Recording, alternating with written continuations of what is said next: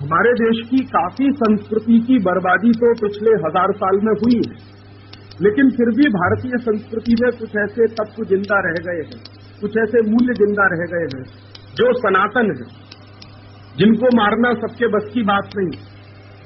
लेकिन उन सनातन मूल्यों को भी हमेशा हमेशा के लिए खत्म कर दिया जाए और एक भारतीय समाज को ऐसा बना दिया जाए जो पूरी तरह से परदेशी संस्कृति आधारित हो जाए, उसकी कोशिश आज भी चल रही है।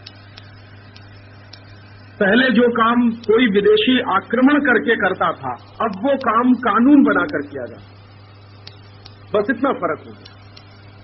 जैसे मान लीजिए कोई विदेशी राजा को हिंदुस्तान के करोड़ों लोगों को मारना है, तो वो आएगा और सीधे मार देगा। लेकिन आज किसी विदेशी कंपनी को हिंदुस्तान के लाखों लोगों को मारना हो, तो वो विदेशी कंपनी क्या करेगी? पहले हिंदुस्तान में कोई एक कारखाना लगाएगी, कारखाना लगाकर उसमें कोई ऐसी जहरीली गैस का उत्पादन करेगी और एक दिन अचानक से उस जहरीली गैस का टैंकर फट जाएगा और उस जहरीली गैस के निकलने के कारण हजारों लाखों लोग मर जाएंगे। ऐसा हुआ था भोपाल में 1984 के। एक अमेरिकी कंपनी आई, उसका नाम है यूनियन कार्बाइड। उसने अपना एक कारखाना चलाया, उस कारखाने में जहरीली गैस बनती थी। एक दिन उन्होंने कहा कि जहरीली गैस जिसमें रखी जाती थी वो टैंकर फट गया और उसमें हजारों लोग, 10,000 लोग एक ही रात में मर गए और 5 लाख लोग बुरी तरह से प्रभावित हुए। तो अगर कोई विदेशी राजा आता और उन 10,000 लोगों को सीधे मारता, वो एक तरीका था। उन्होंने राजा को नहीं भेजकर अपनी एक कंपनी को भेज दिया और उस कंपनी ने 10,000 लोगों को मार दिया। बात तो वही हुई ना। तो पहले सरकार ने एक कानून बना दिया, कंपनी का कारखाना चलवा दिया उस कानून के आधार पर। बाद में उस कारखाने में घोटाला हो गया, टैंकर फट गया और उसके बाद 1000 लोग, 10,000 लोग मर गए। तो ये तरीके बदल गए।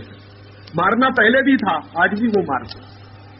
तो इस तरह के तरीकों को अगर हम समझ सकेंगे कि ये हो क्या रहा है हमारे देश में, तो शायद भविष्य में इनसे बाहर निकलने का रास्ता भी खोज सकें।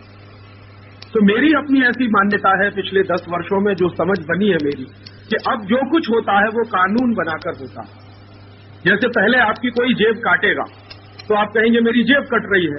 अब सरकार आपकी जेब काटने का कानून बना देगी और तब आपकी जेब काटी जाएगी। तब आप ये नहीं कहेंगे कि जेब कट रही है, सरकार ये कहेगी हम तो कानून का पालन कर रहे हैं। अब उसमें आपकी जेब कट रही है तो कट जाए। थोड़ी देर पहले जो भाई जी बोल रहे थे, एक मैं अंदर से सुन रहा था कि भारत सरकार ने गर्भपात के लिए कानून बना दिया।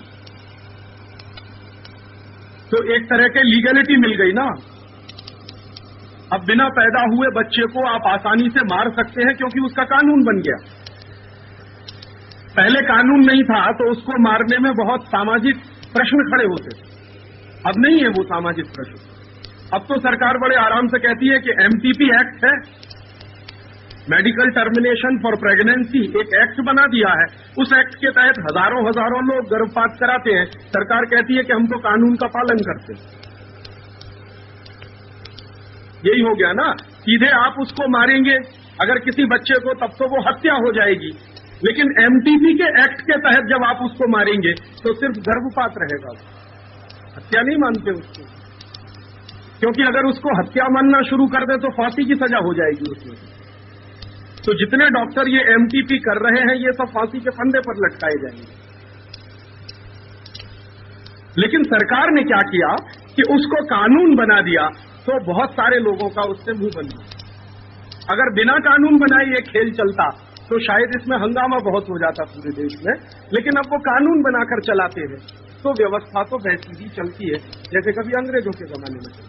आज भी तो मैं यही आपसे कहना चाहता हूं कि ये भारतीय संस्कृति के जो जिंदा मूल्य है, उन्हीं को नष्ट करने की लगातार साजिश पिछले कई वर्षों से चल रही है। भारतीय संस्कृति का जो सबसे गहरा मूल्य मेरे समझ में आया है पिछले 10 वर्षों में, वो अहिंसा का और बहुत सनातन। और बहुत सनातन है। क्यों सनातन है? मैंने मेरे बचपन से सीखा इसको। मेरी माँ को मैंने कई बार देखा, जब वो झाड़ू लगाती थी घर की सफाई करने के लिए, तो वो इसका ध्यान रखती थी कि कोई चींटी झाड़ू के नीचे ना आए। एक बार मेरी माँ को मैंने कहा कि तुम ऐसा क्यों करती हो? चींटी अगर मर जाती है तो क्या फर्क पड़ता है? तो उसने कहा पाप लगता है।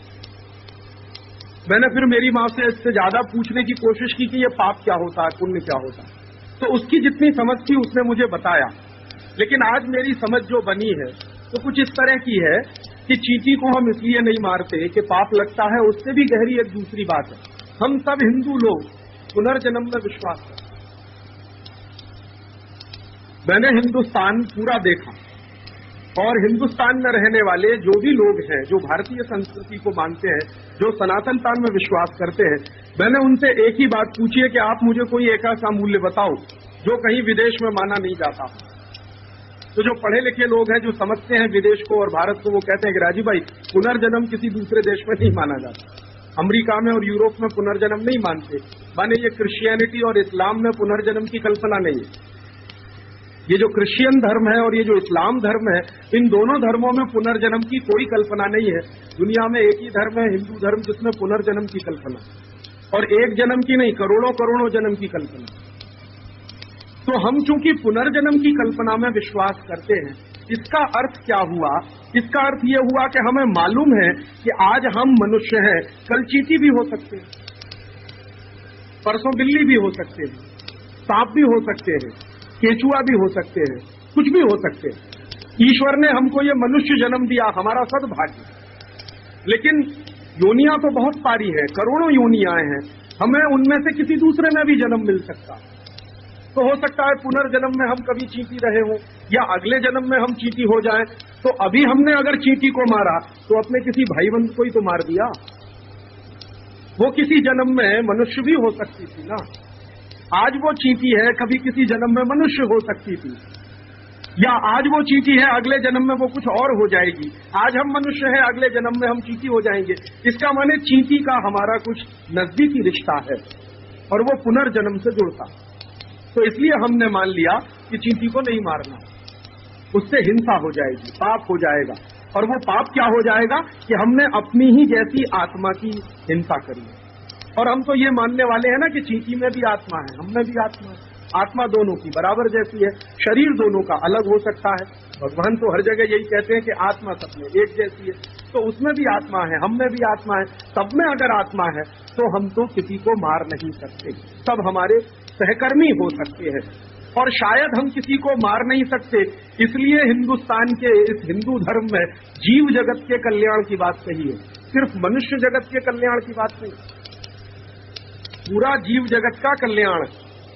हम कहते हैं ना, जीव जगत का कल्याण हो, मेरे सिर्फ अकेले का नहीं, चींटी का भी कल्याण हो, हाथी का भी कल्याण हो, शेर का भी कल्याण हो, सर्प का भी कल्याण